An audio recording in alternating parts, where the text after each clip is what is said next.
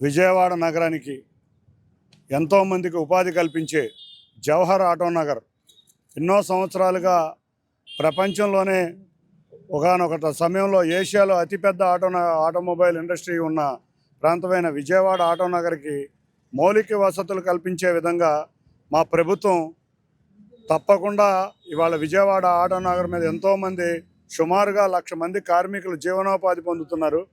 రేపు రాబోయే కాలంలో అమరావతి క్యాపిటల్గా రాబోతుంది. అంతేకాకుండా బందర్ పోర్ట్ రాబోతుంది. ఇంకా మరి అంతగా ఇవాళ ట్రాన్స్పోర్ట్ రంగం పెరగబోతుంది.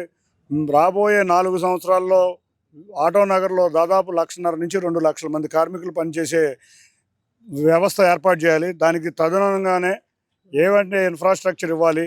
అన్నిటికన్నా ముఖ్యంగా విజయవాడ ట్రాఫిక్ చాలా ముఖ్యమైన సమస్య.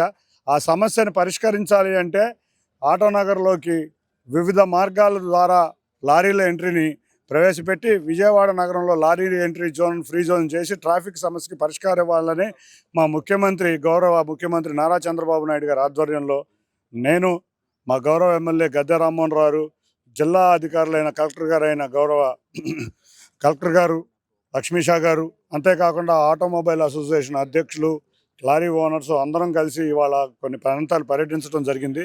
దీనికి ప్రత్యామ్నాయ మార్గాలు కూడా ఎన్నుకోవడం జరిగింది.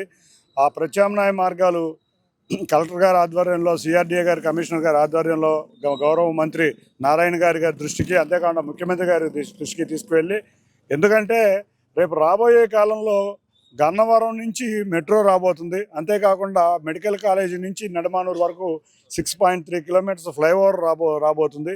వీటిలన్నిటికీ ట్రాఫిక్ సమస్యలు చాలా ఇబ్బందిగా ఉండబోతున్నాయి.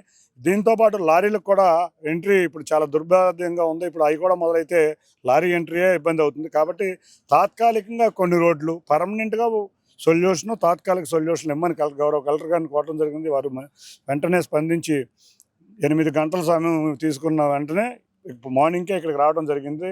ముందుగా డిస్ట్రిక్ట్ అడ్మినిస్ట్రేషన్ వారికి ధన్యవాదాలు. అంతేకాకుండా గౌరవ శాసనసభ్యులు ఎప్పుడూ కూడా ఈ రోడ్లన్నీ వారికి ఆధ్వర్యంలోనే బాగు చేశాం. గద్దె రామ్మోహన్ రావు ఆధ్వర్యంలోనే తప్పకుండా ఈ చుట్టుపక్కల ఉన్న ప్రసాద్ గారు, గద్దె రామ్మోహన్ రావు, నేను, కలెక్టర్ గారు, సిఆర్డీఏ కమిషనర్ గారు, గౌరవ మంత్రి నారాయణ గారు కూర్చొని త్వరలో శాశ్వత పరిష్కారం ఇస్తామని తెలియజేసుకుంటాం జరిగింది. ఇప్పుడు మెట్రో కానీ ఏలూరు రోడ్ ఫ్లైఓవర్ కానీ ఏమన్నా స్టార్ట్ అయితే ట్రాఫిక్ సమస్య వస్తుంది. వాటికి ఆల్టర్నేటివ్ రోడ్స్ ఏమన్నా దాని గురించే కదండి వాళ్ళ మీటింగే, వాటి గురించి ఆల్టర్నేటివ్ రోడ్ల గురించి, అంతేకాకుండా ఆటో నగర్లో ట్రాఫిక్ క్లియరెన్స్ గురించి మనం జరుగుతున్నాం. ఇప్పుడు కూడా కలెక్టర్ గారితో రామర్పాడు సెంటర్కి వెళ్ళి మన విమానాశ్రయానికి ఏమన్నా టెంపరీ రోడ్డు పనిచేయాలో దాని గురించి కూడా వెళ్తున్నాం. వాళ్ళ జరిగే ఈ పర్యటన అంతా కూడా ఆటో నగర్ సమస్యలే కాకుండా రేపు స్టార్ట్ అయ్యే మెట్రోకి, అంతేకాకుండా ఫ్లైఓవర్కి ప్రత్యామ్నాయ మార్గాలు అన్వేషించడమే ఈ యొక్క ప్రయత్నం.